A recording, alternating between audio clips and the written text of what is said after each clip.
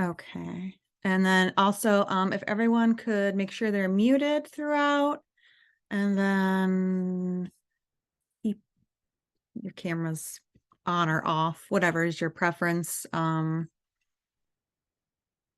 then can you guys see my slides? Okay, cool. Let me share them then. Oh, wait, I hit the wrong button. Sorry, guys. Not share, present them. Okay. Also, I believe while I'm presenting, I can't see the chat. So just FYI, if anyone's chatting me. I can man it, yeah. Nudge me, Donna, if someone needs a question answered in the middle of this. Otherwise, we'll save the questions for the end. Okay. So thank you everyone for joining us. Again, I am Liz Marfia-Ash, president of GRIN2B Foundation. And today we will be talking about the GRI Center of Excellence for GRIA, GRIC, GRID, and GRIN disorders at Children's Hospital of Colorado, which is starting May 2023. Okay, so I wanted to start out by giving you guys just a quick background on how we came to be working on this project. So this is our timeline. As you can see, we've been working on this concept, the Center of Excellence, since 2019. But though it's not on the slide, I want to quickly back up a little bit from 2019 for those that are new to our community or not familiar with how we started. GRIN2B Foundation started. The website was created in 2016, and then the foundation, the nonprofit part of it with the board of directors, that came in 2017, and we, filed to get our 501c3 status. And so 2016, 2017 was really the dark ages, I think, for GRIN, GRI, all of that. Like, there's very little known. I didn't even know about GRI disorders. None of us had heard of them. When my daughter was diagnosed with GRIN2B, we had a paper that was both about GRIN2B and GRIN2A, and I just couldn't even focus on the GRIN2A part of it because that was not at the time relevant to us, and I didn't think it was important. And it was just tunnel vision on focusing on GRIN2B, and that was how we started GRIN2B Foundation, was because really at that time there wasn't a lot of talk about GRIN disorders or GRI I mean, there was no talk of GRI disorders. There was no talk that I knew of GRIN disorders. So that is how we came to be an organization focused on solely GRIN2B, because at the time that was all we knew about. And then it was shortly after, in 2018, when we really got going, that we started to talk with the researchers about the different GRIN and GRI disorders, and kind of started to network a little bit with those families. And then so it was in 2019 when GRIN Foundation formed, and we started to get to know them and collaborate with them, and have lots of discussions. And then we all got together in September 2019 at the GRIN conference in Atlanta, which was not hosted by any of the patient organizations. It was hosted by Emory University, Dr. Stephen Trainellis. And so we all got together at that conference and had a great time collaborating.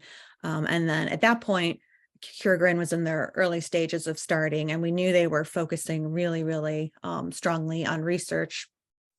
And they had a lot of great resources with the Chan Zuckerberg grant that they got.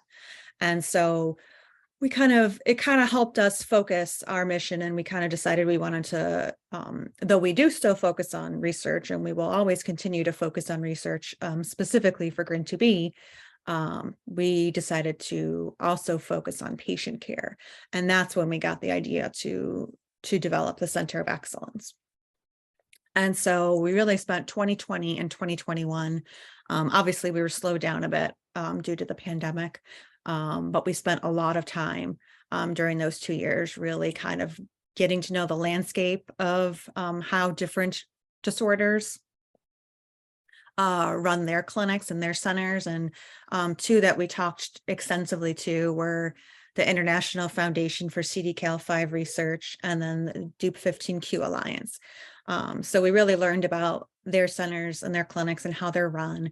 And ultimately, we decided to model our center off of CDKL5 structure, which, as you can see from that map, they have a lot. I think that's like 8 or 9 there.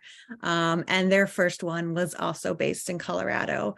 And it's one of their people that they work with is Dr. Tim Benke, who is one of our researchers as well, researchers and clinicians. And so, and we've had a good mentorship with some of the board members from the CDKL5 group. So we really got to learn about their program and how it's run, and we really liked it and thought it would fit very well.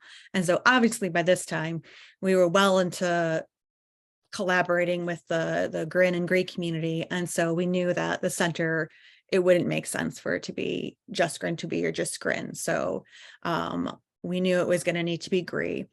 And we did also have conversations with Cure GRIN to let them know what we were working on, and as we wanted their input. And so we had a lot of conversations with them to make sure they knew what we were doing and they were cool with everything. And then, yeah, we began having really more serious discussions with both Dr. Bunke, and then he teamed us up with Dr. Park, who is going to be running the center. And then we really, by the end of 2021, it's hard to believe it took that long, but that's when we were in the early stages of planning. And then March 2022 was going to be our original launch date, and then that got pushed back due to delays from Children's Hospital Colorado. They had some staffing issues, I believe was what it was. And then, so this past November, we finally signed our 3-year agreement between GRIN2B Foundation and Children's Hospital Colorado. So we are committed to funding the center for, obviously, we intend to fund it for beyond, but for the first 3 years. So let's move on. So the Dr. Park is going to obviously go into more depth about the structure of the center and the purpose and how I'm chuckling because I have this same set of things in one of my slides. So, well, so these are the goals that even before we decided we were going to work with Colorado, and we knew we wanted to develop a center, that Donna and I together, more Donna, really worked hard on coming up with our goals for the center. So if you've already read our announcement, this will look familiar, or if you've looked at our website, but it's to give support and provide information to our network of healthcare providers, families, and individuals impacted by GRI neurodevelopmental disorders, research, utilize data to establish evidence-based guidelines to improve care for GRI disorders, and interdisciplinary and innovative care, promote best practices for comprehensive care of individuals impacted by GRI neurodevelopmental disorders. Okay, and as I mentioned, we have been in talks all this time with Cure GRIN, so they knew what we were working on. And though at this time they are focusing their fundraising on research, they have been very supportive of the work we're doing on this. And you know, we're open to, if down the road they want to help fund some of these centers, we're open to any and all partnerships to help fundraise the centers. So Keith MacArthur, the CEO of Cure GRIN, has given his endorsement. I will probably not read this unless someone really wants me to. Feel free to screenshot and read it at your own leisure. I will linger a moment. I see someone has their hand up. Do you have Zachary. Okay. Yeah, just a quick, I don't want to interrupt your flow there. Just a quick question. What does funding the center entail? I presume that the actual visits and the actual execution of the medical care will be insurance and will be paid for kind of by each participant. So what is when you talk about funding the Center of Excellence, what other than the care itself needs to be funded? Yeah, good question. We are Riley's the nurse coordinator. We are paying for her salary for her work on the center, and then it's a portion of it's the two directors, right? Is that right, Dr. Park? Yeah, because they have to obviously spend a lot of time outside of the actual visits, coordinating and developing and researching the disorders. That's perfect. Thank you very much for clarifying. You're welcome. Yeah. Okay, I'm going to move on. Okay, so what does the future look like for these centers? So we've always intended to do more than one. Obviously, I've been very impressed by the fact that CDKL5, that community has, I think, 8 or 9 centers, which it took them a long time to get to that point. I am very greedy and want to get there soon. Also, I know that there's already been a lot of interest in families visiting this one center. And so I know like there's limited slots available. So I expect that it's going to fill up quickly. And so, and obviously, although Colorado is a good location, I know we're going to need locations, around the United States. So it's always been our goal to start with this first one and then figure out how to add on. And then eventually when we add on, we would want them all to be connected to each other and collaborating with each other, which is, again, the model that we're following is done by the CDKL5 Centers of Excellence. So how will we do that? Well, we're going to need to increase our fundraising for sure. Anything that we can do to increase income coming in, fundraising, grants, sponsors to support additional centers. We're going to need to really do that to make an impact, because right now we're solid with this one, but we won't be able to fund additional ones without really stepping up our fundraising. And then we hope that people will choose to get involved if you're able to. So we're going to be creating a clinic advisory panel for interested GRI parents, obviously, and we would want there to be a mixture of the different GRI disorders. So we obviously don't want it to be stacked with just GRIN2B or just GRIN1, or, we want to hear from everybody. And so this panel will, I believe, meet twice a year once we get it going. And you'll be updated on the clinic activities by the medical director, and you'll be able to make suggestions. And then for any parents that happen to be local to Denver, you can sign up to be a volunteer liaison to meet families on clinic days. There will be some training that's involved, and so that's pretty involved. For currently, Donna, our vice president, is the current volunteer, but she is not local, so it would be our goal to transfer that volunteer position to someone who's local, so we're not she's not having to travel to Denver for every clinic day. And then, yes, the easiest way to get involved is to help us fundraise to support this center and future centers. And that does not need to be complicated. That could just be Facebook fundraisers. We've got a whole host of resources on our website about fundraising, and we can also do a separate webinar, I think, or maybe something less formal, like a meetup, to discuss fundraising ideas.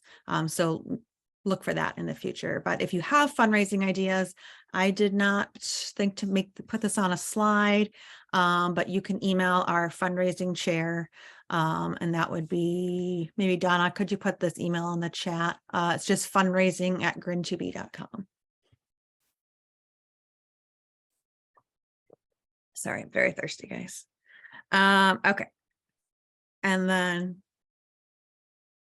so obviously I'm sure Dr. Park is going to have Riley's information as well when she shares her slides, but and this is also on our website.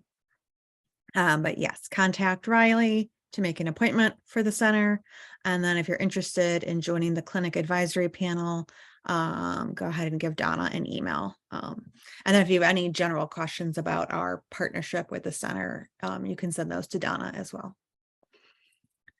And that is all I have. So I will stop sharing, and then I will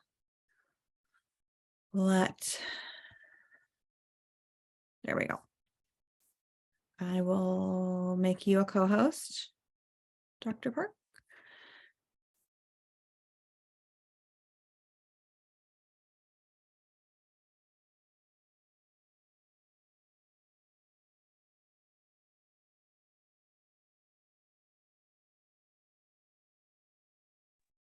Okay, can everyone hear me? Yes. All right. Let's see. Okay, and everyone can see that? Awesome. All right, so I'll be just expanding upon what Liz has already talked about. This will be a little bit different than the presentation that I gave back at the family meeting. I think we were kind of in an earlier iterative stage of what was happening. And so this will have some things that look the same, but some things that are a bit different. So this was the outline for our talk. What is the Center of Excellence? A little bit about the background, although Liz did go into this, the structure that we've established, and some of the goals and things that we're going to be working on. So when I first started researching this, I thought, well, I need to make like how do we fit this definition and criteria? And what I discovered is there's actually not really a definition for what a center of excellence is. And it's not really applied uniformly. It doesn't have a certification process. It can really be applied to pretty much anything that anybody wants, but it is typically designed to kind of advance care in a specific area, often, created by stakeholders in that space. So sometimes family organizations, sometimes a group of physicians, or a national organization like the Epilepsy Society or the American Heart Association, or the March of Dimes, things like that, can also be people who agreed to kind of establish these specific places.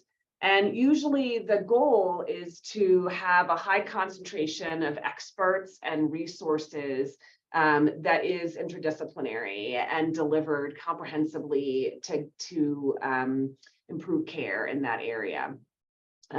They do require a lot of organizational support. So multidisciplinary clinics, need a lot of facility space and coordination and timing to kind of keep them going. And so they're kind of a relatively new and evolving kind of healthcare plan, at least in the United States, for how care is delivered. And, in my mind, the rare disease community is kind of a prime example of how this has evolved. And I think of this center as having a couple of different purposes. I think one is to help families who are in, what we have increasingly identified as kind of healthcare deserts, where there is not an appropriate, children's hospital for our younger patients, or, medical expert who's going to know what a GRI disorder is and how to care for it.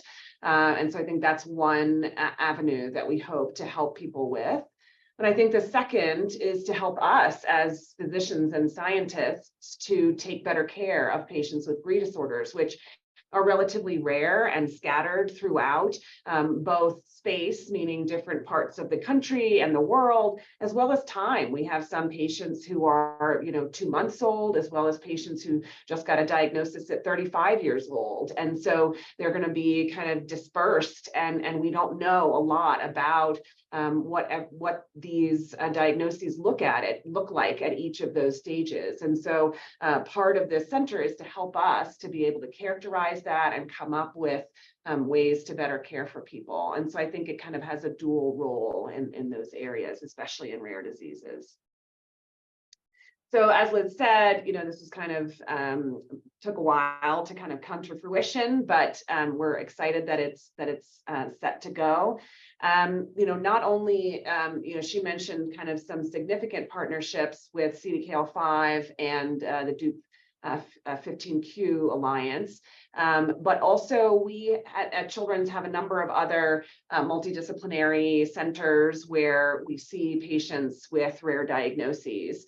I have some of them listed at the end, including Rett syndrome, which Dr. Benke is also involved in, and then a variety of diagnoses in the neurogenetics clinic. So a lot of the slowdown was bureaucracy, I will admit, and kind of how to, figure this all out and mobilize resources. The question was about what does this fund? And I think, the answer was time, and time is money, and people, have other responsibilities. And so I think that this was about how to get that expertise to be developed. I think the thing that most of the clinics that we have operated on this multidisciplinary model have discovered is that there needs to be someone driving the ship and coordinating everything. And that is something that has to be carved out of other responsibilities within the hospital. And so that person, that face of things is going to be Riley, and myself on, kind of directing the medical aspect of things. When we presented this back at the family meeting, it was only going to be myself and Jessica Sanders, who is the developmental pediatrician, but we actually had the opportunity to join the neurogenetics clinic, and I think jump ahead in acquiring a number of other providers to join the team who have expertise, not necessarily in GRI disorders, but in neurodevelopmental disorders and other genetic etiologies. And I think that lays a good foundation for them to be partners with us as we start seeing kids and patients. I'm not going to say this one again because Liz already put it up. Another question. Yeah, back. Sorry, I'll try not to ask anymore. But what makes, for those of us who are less familiar with Children's in Denver, what makes it the right place for the GRI Center of Excellence? Is there some some bragging that you could do on the specific capabilities of that hospital and why this is their best place for it? Yeah, I think some of the next slides will have that. I think part of that is also kind of the history that we have with the GRI database for disorders and collaborative research efforts. So we've been working for some time with Steve Trainellis, who's one of the main functional researchers for the glutamate receptors, and couple of collaborators in addition in Europe, Dr. Lemke, and really kind of driving some of that. We also have a lot of other neurogenetics patients and experience in running these kind of multidisciplinary clinics that I think are the model that we want to pursue for this. Is that helpful? Yeah, absolutely. And you mentioned you were going to hit it on the next couple of slides, so I will be very patient. So. Okay, all right.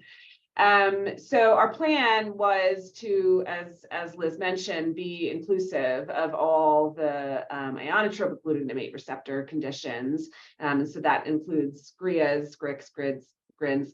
As we've said, I think there are we've known about NMDA receptors for quite some time, but it's only recently that they've become, clearly associated with human disease, with germline variants. And so I think that there will continue to be additional genes in this kind of complex. And I think it will be up to us and potentially the clinical advisory committee to decide kind of where they fit in and cure GRIN and so forth. So there are, trap proteins, and there are metabotropic glutamate receptors, and there are all sorts of other areas around this complex that I think we may start to see, coming forward as related to what we're looking at. I think there is also some benefit for patients with uncertain diagnoses. So Riley came today. She's already received an inquiry from someone who, or maybe she was reaching out to them. I can't remember which one, but who had a variant of uncertain significance in one of the GRIN genes. And I think that is a very common occurrence and something that many people might find difficult to understand, both on the patient side and on the provider side.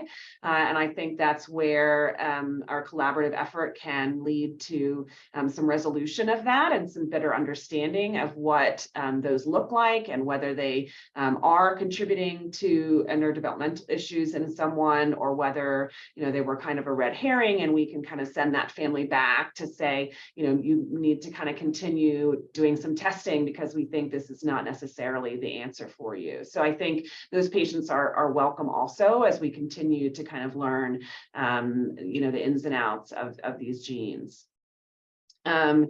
I will talk about in another slide that Jessie has a particular interest in taking care of adult patients with neurodevelopmental diagnoses in the adult care setting. She has a joint appointment at the University of Colorado where she takes care of adults. And so I think we wanted to make sure that we would have you know, the opportunity for older patients to come and see us, even though we're a children's hospital. And I think that has also been something that the Rett Clinic has done here, which our Down syndrome program does, because it allows families and patients to still be connected to research, to still have the input of experts that they can take back to their adult care providers. And it also gives us, again, that second aspect of the Center of Excellence, which is we want to understand what things look like for somebody at 35 with a GRI disorder. And we might not get that if we didn't have this center, and we can't provide that counseling to families. And we don't want those patients kind of isolated where we don't have information that could be helpful to us in understanding the evolution. We kind of agreed that since we're just starting, we would start with our patients in Colorado and then expand to include patients across the United States and abroad as they want to come. And that's largely just a logistical issue. We kind of want to iron out some kinks and make sure we can straighten out insurance issues and get things up and running before we have people come from such a large distance. We are going to accept patients no matter whether they are enrolled in the data registry or not, and we would certainly encourage that, and we'll have the opportunity for them to connect with the research coordinator while they're here. But you know, even if that's not of interest to people, I still think that the clinic itself has value for the care that people will receive. So the structure for the clinic this year, since it's kind of a truncated year, we will have 2 full days of clinic with 6 patients being seen each day. But subsequently, we have divided it into a quarterly half-day sessions that will occur on Fridays.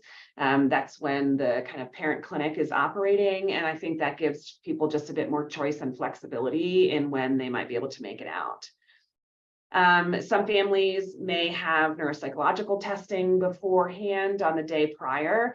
And I think that's a really important aspect of what we're doing. Most of the time, many neurogenetic conditions and neurodevelopmental conditions get described early by the most severe patients, but yet there is usually a very broad range of how people are affected cognitively and developmentally. And I think that helping to define the breadth of that profile really can help with family counseling, can help develop outcome measures, and can help us really understand the disease better. And so that, I think, is the critical role of neuropsychology. And so we've definitely involved them in most of the clinics that we have to try and help with that effort.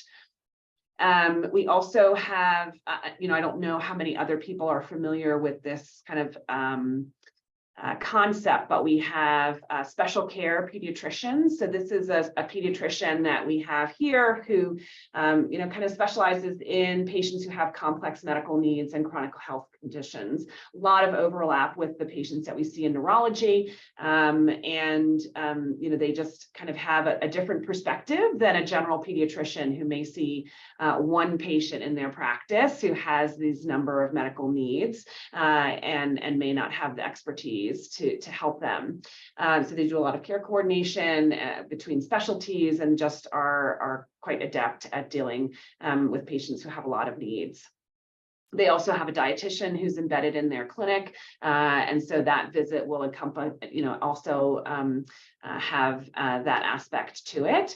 And so typically what will happen is that if you're scheduled to have an afternoon clinic, you'll probably see someone in special care in the morning and then come to the afternoon for the rest of the clinic. As mentioned, we're going to have a family liaison on site to kind of meet with families and help to get them involved and provide support. We are envisioning this as a consultative service. So we really think, it may not be that beneficial for you to have someone to answer your daily questions who's, 10 states away. But we want to be able to help provide recommendations to local providers, certainly for those people who are, who don't have a good team where they are. We can help to support their local neurologist or developmental pediatrician or what have you. But, we don't want people to kind of say, I'm just going to fly out to Children's Hospital every 3 months to see someone and get what I need. And so we are planning to see patients in follow-up eventually every couple of years, again, to kind of keep people abreast of what's happening in the research community and what we know about the disorders as a whole and about each specific gene.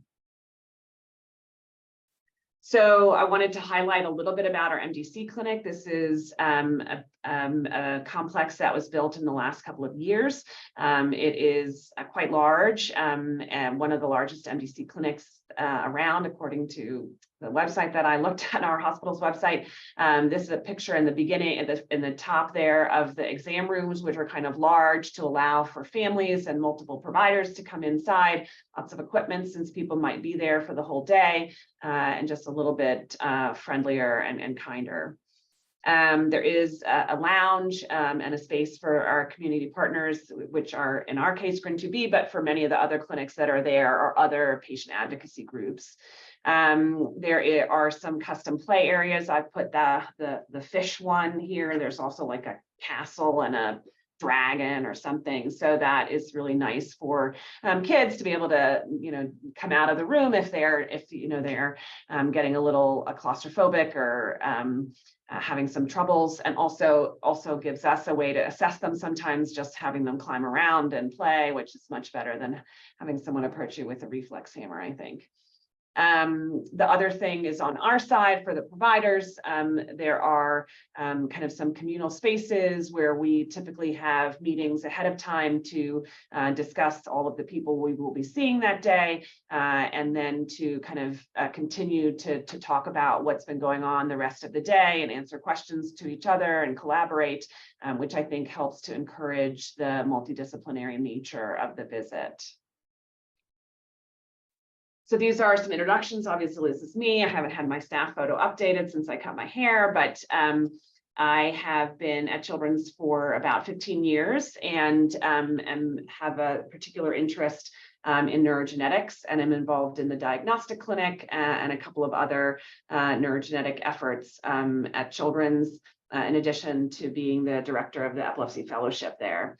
And I've been involved with the GRIN disorders since 2019, when I attended the conference in Atlanta and got involved with Dr. Benke on the natural history study. This is Dr. Sanders. She is a developmental pediatrician who's been at Children's since 2020. As I mentioned, she has a significant interest in collaboration on a transition to adult care for individuals with autism spectrum disorders and intellectual disability or neurodevelopmental diagnoses. She also sees a fair number of patients with genetic diagnoses, and that was her interest in becoming a partner with me on this clinic.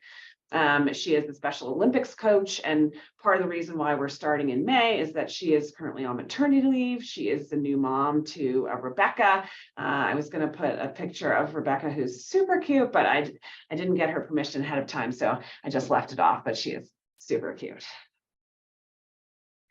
This is Riley, our nurse coordinator.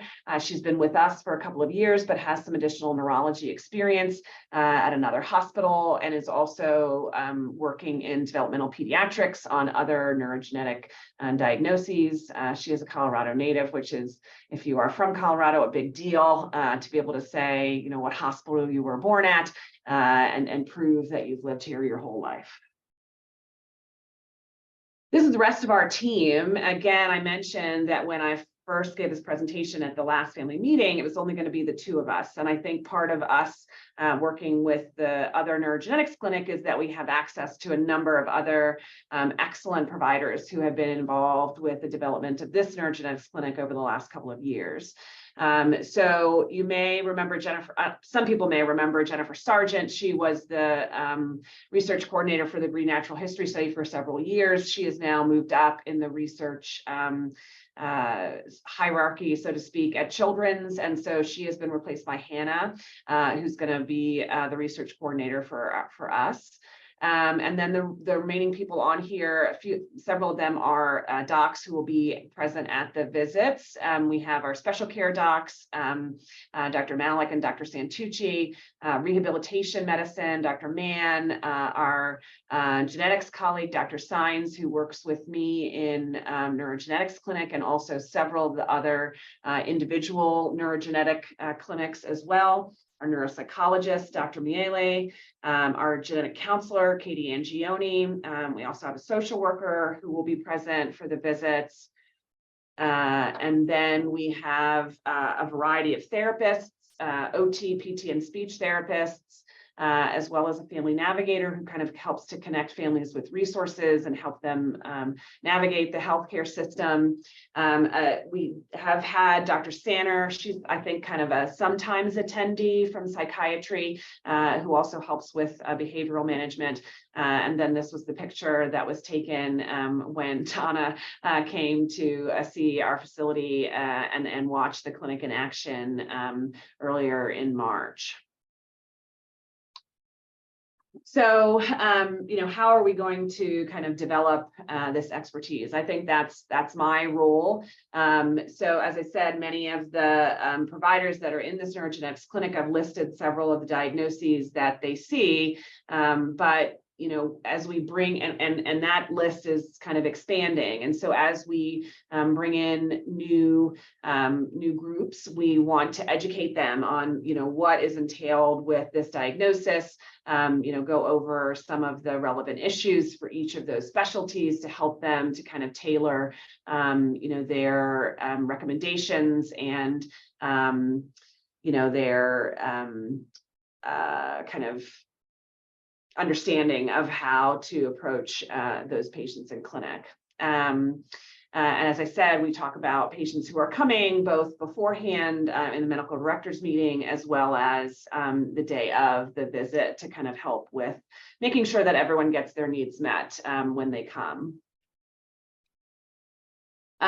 This is one of our partners. I think this was posted in the press release, but we're partnering with Rare Science. They are a kind of a nonprofit organization with dual missions. One, you know, kind of very serious mission to accelerate research into rare diseases and help find cures and fund cures.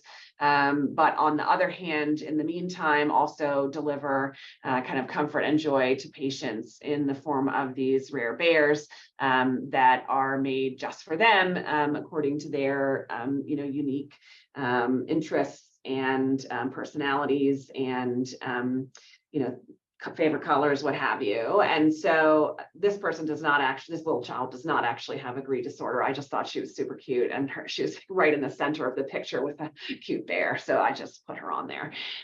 So we've had some discussions with them, and are going to have families who are scheduled to join us and would like to participate be able to place an order ahead of time and then get their bear at clinic. Which I think is just kind of fun and potentially helpful if you have to sit there all day. What are some of our goals and things that we've been working on? I crossed off that first one because we've already accomplished it. Riley has been hard at work in developing, kind of an informational packet on what the clinic will look like and how to help families coordinate getting here, gathering their medical records, explaining who they're going to see on the day of the visit so that they can get questions ready and, kind of prepare. I am trying to kind of work with some of the other neurogenetics physicians and other people doing research in rare disorders and GRI disorders to decide what standardized ratings and assessments might be useful in clinics so that we can, get some information that may help us again in the furtherance of research and development of guidelines. One of the goals that we outlined was also to develop a handbook and educational materials for families and have that be available electronically on the website and a database of resources and providers. This is something that the GRI Foundation has done, kind of have local providers who they've developed a relationship with, who, they can help families connect to if they're not able to make it, to Denver or one of the other centers that may come in the future, and kind of develop some partnerships and collaborations. We'd like to look at developing guidelines. Those are a little challenging with rare disorders because, a guideline usually has robust evidence from multiple clinical trials and randomized trials and lots of data, but there is actually a NORD, National Order for Rare Diseases working group that's looking at how to develop guidelines for rare disorders in the absence of such robust evidence. And then also potentially working with Donna to look at reviews of treatments and kind of seeing if there is enough signal and data to say that some medications or options may be more effective than others for patients with various GRI disorders. I think the other thing to mention here again in regards to kind of why Colorado is that the CDC, is it the CDC or the NIH? I can't remember which one. I think it's the NIH has Centers of Excellence for Rare Disorders, and the Colorado campus has also been designated as one of those. And so that is really a campus-wide effort between us, the university, and all the research areas to, kind of collaborate and come together to further all types of rare disease research and have the infrastructure to do so. So that includes, basic science labs and genetic sequencing and, bioengineering and, all sorts of things. So I think that is another, kind of feather in the cap for us as well. And this is our contact information. I think Liz already put this up. Also, we have a dedicated phone line that will get you straight to Riley, who can help with questions and setting things up. And that was it.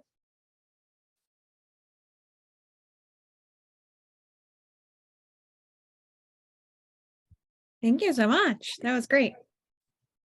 And then I just wanted to say that if anyone is going to be at the GRI conference at March, is it 23, 24th, 25th, I believe. I will be there. GRIN2B Foundation is a sponsor, so we will have a table, and then Dr. Park and Riley will be there as well. And are you guys getting a table, or are you? No, I think we were just gonna. You're just gonna sit in your table. Yeah. Okay, we're sharing a table. Yeah, and I think Tim Benke will be there as well. Right. Okay. So, and will he have a table for the registry? Do you know? I'm not sure about that. Okay. I don't know. Okay, great. So, and then there will be a panel about centers of excellence, because there is also a center in the Netherlands, which I think I think it has a slightly different structure. As Dr. Park mentioned, that there's no standard structure for centers of excellence. It's kind of a term that doesn't have a set definition, and people just make up their own standards. So theirs, I think, is different, but that will obviously be explained more at the conference. And I think they are also kind of, again, partnering with other neurogenetic diagnoses. right, as correct. well. Yeah, I believe that is correct. And again, this will be put on our YouTube channel. If you need to go back and rewatch, if you thought it was that great. And then let's see. I know we've answered a bunch of questions in the chat. Did we miss any chat questions? There's a hand raised too No. from. I think Donna, did we get all those questions from the chat? I think we have. Okay. All Like, right. I'll go back and make sure. Yeah. Okay. All right. Go ahead. What is your question, Jillian? Hi, sorry that I'm not on camera, but since it's 1 o'clock at night here, I'm in my jammies, so that's why I'm not doing it.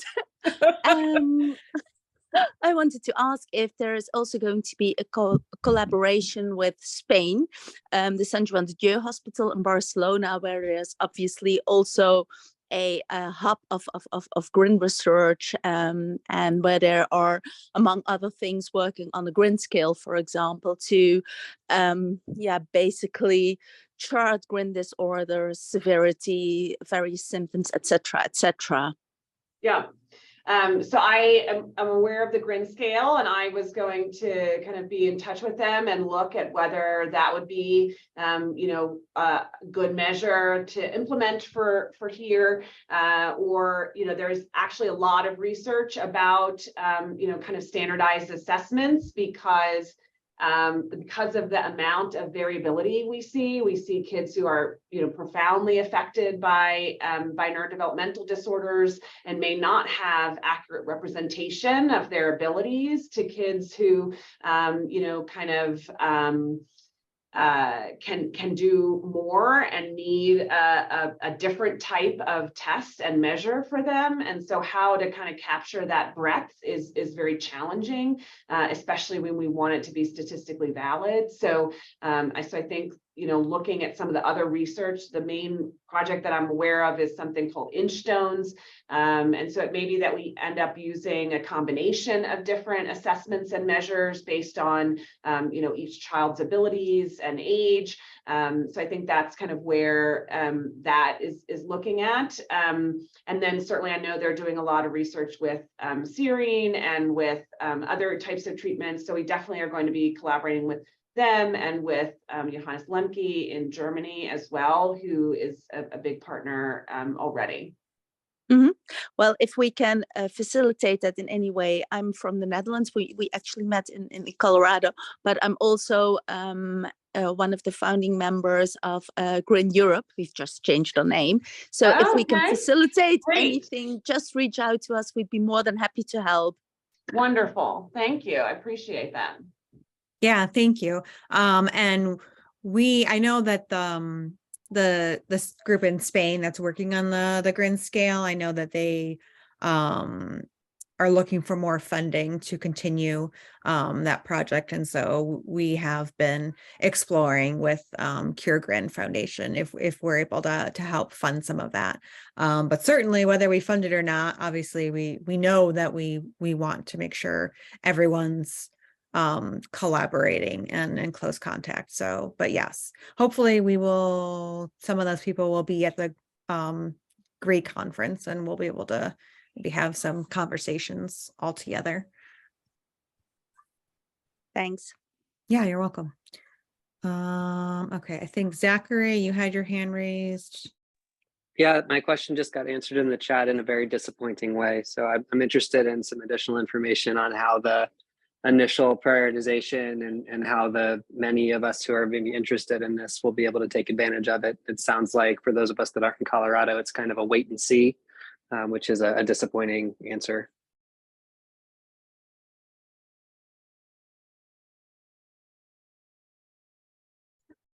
So Zachary, so we had discussed whenever we were starting the clinic that we would we would start first with those that are local-ish to Colorado, just to cut down on some of the travel, and make sure that all of our kinks were worked out with those local to us. I mean, to them, because I'm in Alabama. And so that's why it's just that first clinic, because it'll be our first clinic, obviously. But if we won't have those limitations for any of the other clinics. Got it. Thanks for clarifying. So yeah, so I'll piggyback on that. And also, because I'm not 100% sure, but so in theory, then could anyone call or email Riley right now and make an appointment? And then are we filled up already for May and November? Yeah, so we have 6 patients scheduled for May. We have our dates for the second one this year, which will be in November.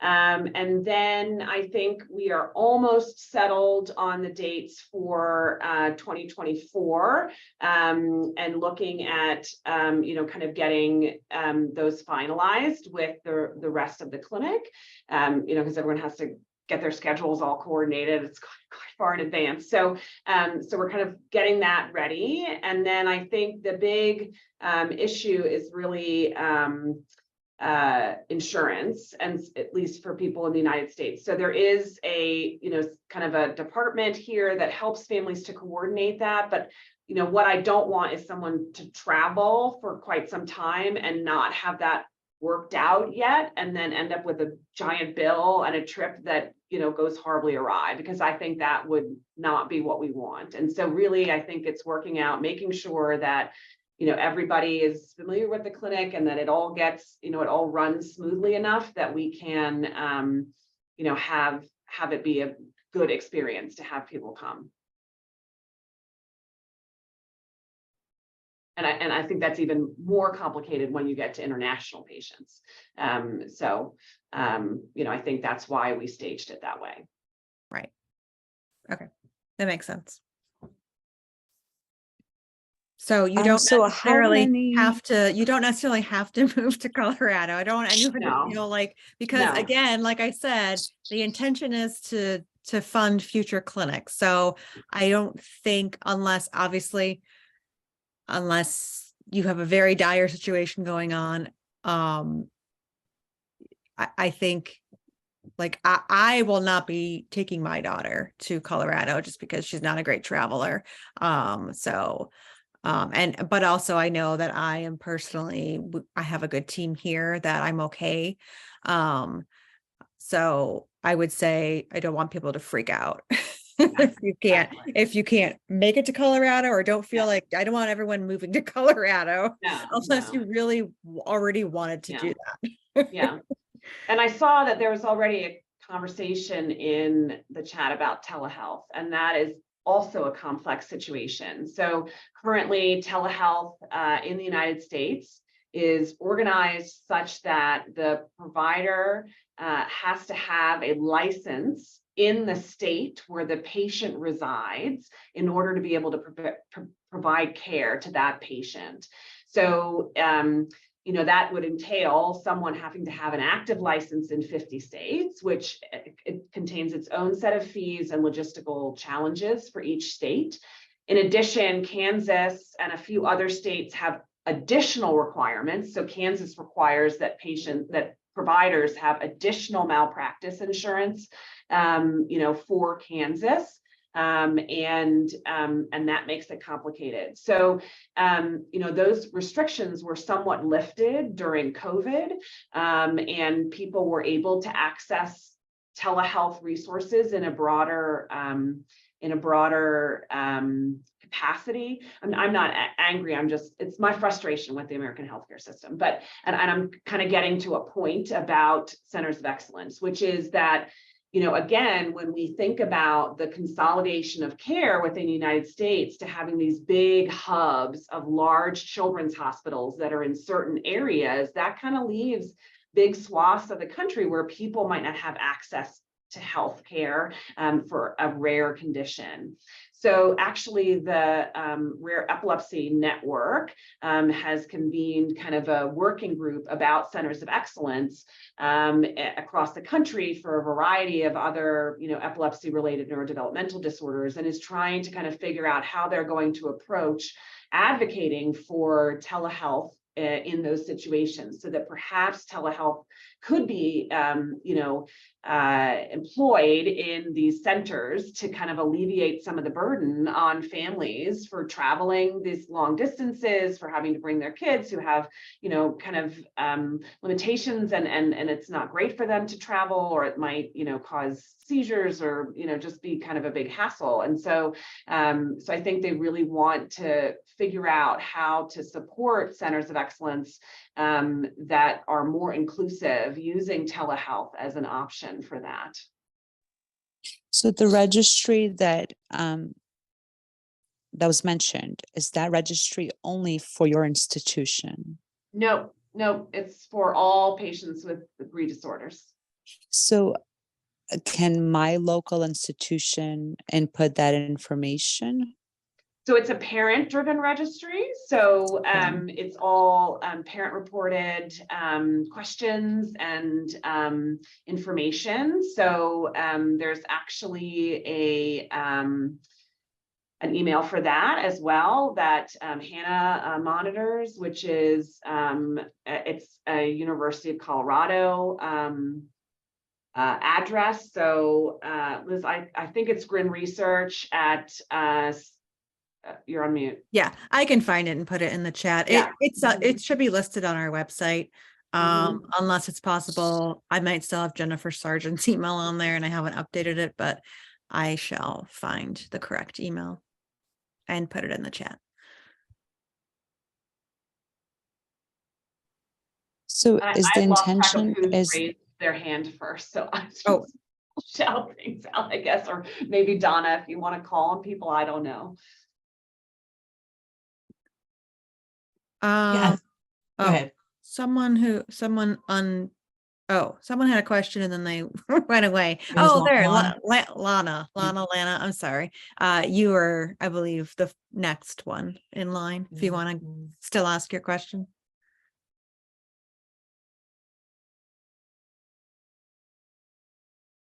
No, I can't hear you. Yeah, it says you're not muted, but we can't hear you. Oh. No, it's still, I'm so sorry. You can write it if you'd like. Yeah, if you want, you could put the question in the chat. Okay. Okay, and we'll come back to your question. I want to say Brianna was next. Hi, thanks. I just had a quick question. Since you aren't going to be seeing the majority of patients until like 2024, is there going to be like a schedule of information that we can get as parents to give to our care teams for the kids who aren't able to get appointments in the next year or so? Yeah, I mean, I think that's part of the goal, to develop some educational materials for families as well as for providers to be able to kind of distribute that. And that was one of our goals and plans. Okay, fantastic. And then I guess, is there also going to be any type of resource for our doctors to be able to give information to you guys as well in the Center of Excellence for the kids who aren't able to be seen quite yet? Yeah, I don't know. That's a little bit trickier. I think kind of we want the data to be kind of consistent. So I don't know, currently the registry is probably the best way to get that data incorporated into all of the knowledge that we have. So I would say if they want to help you to fill that out or help get you records to attach to that, that would probably be the best way to approach it at this point. Okay, great. Thank you so much.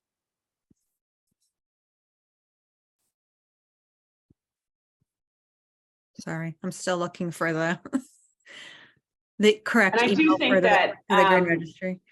Oh, yeah. ahead. And I do think, just to expand upon that, I do think we want to also be a resource for providers. So routinely, Dr. Benke and I field questions from providers who are taking care of patients, in the broad community / world, asking, what do you think about this? Have you seen this? I'm using this medication, or I've thought about doing this treatment, or what have you. And I think those are also, welcome and part of what we envision being able to provide as well. And KP, that kind of goes with one of the chat questions. Just went up. It was asking about, can the COE team help with coordination of care in other states? They have great access to great docs, but terrible care coordination. Yeah, that's challenging. And I think one of our goals would be to kind of help develop some resources, in other states that families have found to be helpful, and kind of put them together and help kind of collate them. I think care coordination is a challenge, especially in the American healthcare system, and it involves a lot of effort on parents' parts, or finding kind of a champion or central person. So I think that may still be a bit challenging, but I think we can do what we can. And then I know Jennifer and Julianne have their hand raised, but Lana put her question in the chat. So we live in Southern California near several children's hospitals, and I was wondering if there was anything that we can do to plant the seed to see if we can get our hospitals on board to create GRI centers in the future. Do hospitals ever fund these types of centers themselves? And does a center like this start at the physician level or administrative? Yeah. I think it has to do a lot with how the hospital envisions care and whether they have a precedent for multidisciplinary clinics. I think that's really the nidus, is whether they envision that as a model of care that they can provide. And so if they have multidisciplinary clinics, even if it's for something completely unrelated, like people with inflammatory bowel disease or diabetes or whatever, that indicates, to me at least, that they have the structure, the infrastructure, and the capacity to put that into place. And really what it needs is then its kind of own champion to say, hey, I've developed this relationship with, this parent advocacy group, in this case, GRI, and say, I want to kind of build this. And so, I think it kind of has to come a little bit from both directions, but that's where I think you can, get it started. So I would say, you're saying San Diego has multidisciplinary clinics. So I would really approach somebody in neurogenetics, somebody who has experience in caring for other complex children with neurogenetic conditions, and saying, hey, this is what we're doing over here. How about, what do you think about something like that? And how successful has the hospital been? What would it look like in order to kind of develop that? Yeah, and I could piggyback on that. I will say from my obviously limited experience of, just knowing about rare disease center of excellences, and my only examples were, nonprofits like us that were funding them. I just assumed that was the only way to go. And then I think it was a couple months ago, I came across I'll have to remember where I found it, but it was an article or some sort of case study specifically about developing rare diseases. I guess it was a resource that I'd come across, and there was an example of a group that partnered with a hospital, and they were able to, it was definitely a very, very savvy organization that partnered with the hospital and was able to convince them to take on the cost. So the hospital kind of ate the costs, or I think they convinced the hospital that it was going to bring a lot of business to the hospital. So it's definitely so that definitely sparked something in me that, like, oh, I never even would have thought going down that avenue. So that's definitely something we can investigate, because yes, obviously, funding all these different ones around the country is going to get pricey, but I'm assuming different states and different hospitals, it's going to be different. It's not going to be exactly the same setup and the same cost, for various reasons. So it's definitely something that we'll be looking into. But again, I appreciate everyone's enthusiasm, and I am right there with you, because I would love to be 10 steps ahead and us to have 8 functional centers, but we're gonna have to pace ourselves unless some amazing angel donor pops in. Well, I think we have to So start with where the system is, right? I mean, as I said, yeah, I think so they're it's kind of like, small. if you build it, they will come. So we're building the first one. We got to get the model down a little bit. But yeah, it's definitely my intention at the GRI conference to start seeing what clinicians are there. There's obviously some that I've mentioned, Dr. Helbig at CHOP, who already has a fairly, though it's not the same structure as what we're doing, he has a fairly robust system for seeing GRI patients, and he's very, very knowledgeable. So though he's not obviously an official center of excellence, I would, if you're in that area, he's definitely the person you should take your kid to. No question. And so yeah, but certainly if you have places and you want to start talking to them, and then send them our way, because we want all the centers to be in partnership with each other. But yeah. And I think it also has to do with how things evolve. I think as this type of model becomes more common for more and more things, then the structure of how it evolves may develop and change, especially in partnership with, NIH or with, other, like the Rare Epilepsy Network. I think other things are going to drive the development and coalescence of these types of efforts over time. We can't have, in my opinion, we can't have a center for every single genetic condition under this current model, but we can, kind of help each other learn how to develop places and coordinate and do things in a better way. The rising tide kind of lifts all boats kind of aspect of things. And I think working together with a number of different organizations in the model that we have, and taking lessons from everywhere will help us to kind of move forward and refine things as we go. And I saw Jennifer and Jillian put down their hands, so I'm assuming their questions were answered. Zachary had put in the chat, what's the entry point for those provider questions? If the docs have questions, do they just email you, Dr. Park, or would it go through I would Riley? email the main email, Okay. and Riley will get things to me. Okay. And I see a hand up, Svetlana.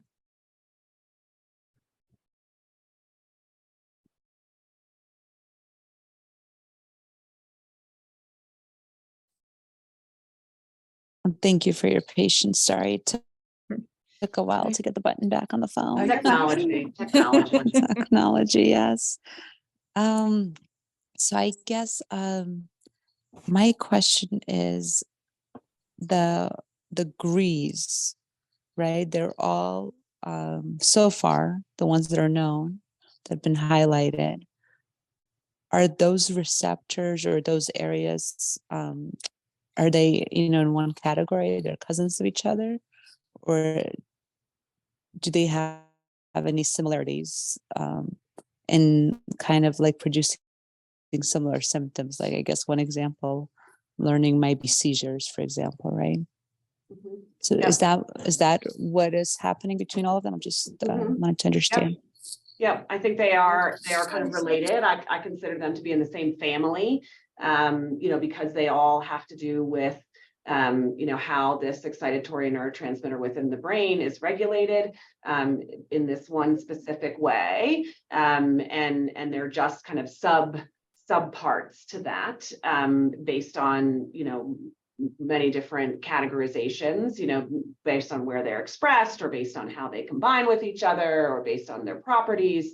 And I think they do share a lot of symptoms with each other. You know, the challenge is understanding where they are similar and where they are different, and how that affects our treatment and care of individuals. And I think, you know, what we haven't even touched upon is that this is only one genetic variant in someone's genetic makeup. And so there are clearly going to be other variants in genetic makeup that that affect how each person presents with these conditions. That is something we are barely scratching the surface on. So I guess another question is really, if I'm to understand correctly, you bring in patients for May, right? And November of this year. So will the frequency of the clinics increase, or this is the frequency that 2 times a year? Yep.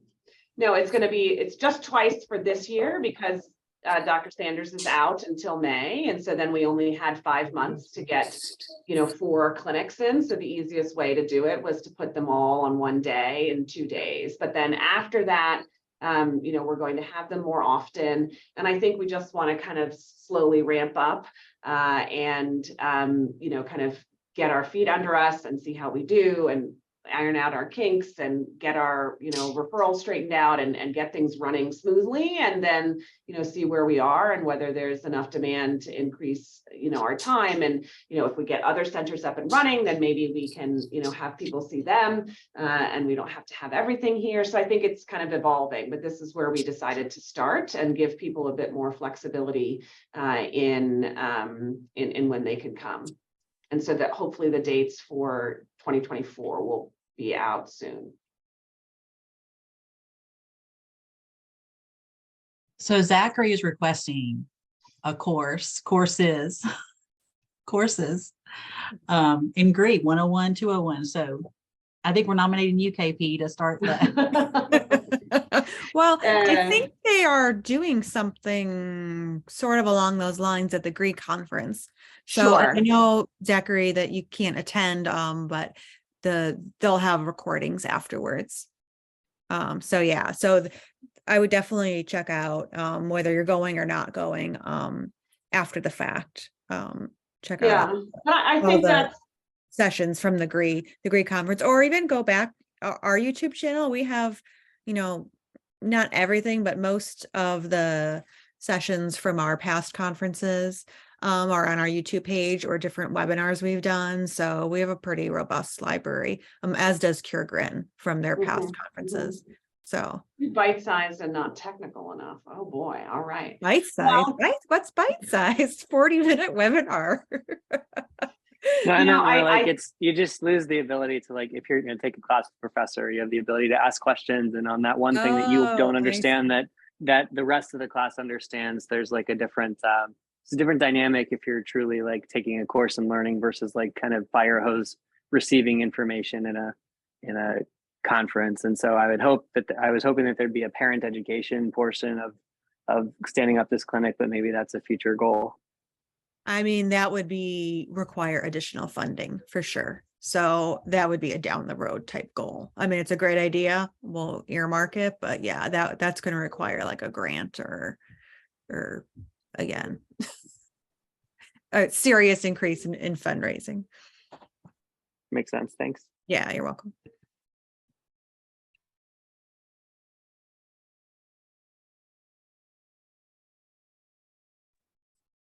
Any additional questions? Otherwise, I think we're potentially ready to wrap up. I have a screaming child in the background that I think I have to attend to. All right, last chance, guys. Otherwise, feel free to oh, hi, cutie.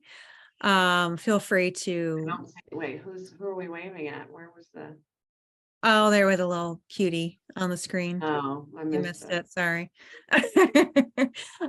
Feel free to email Donna. I'll throw my email in here too.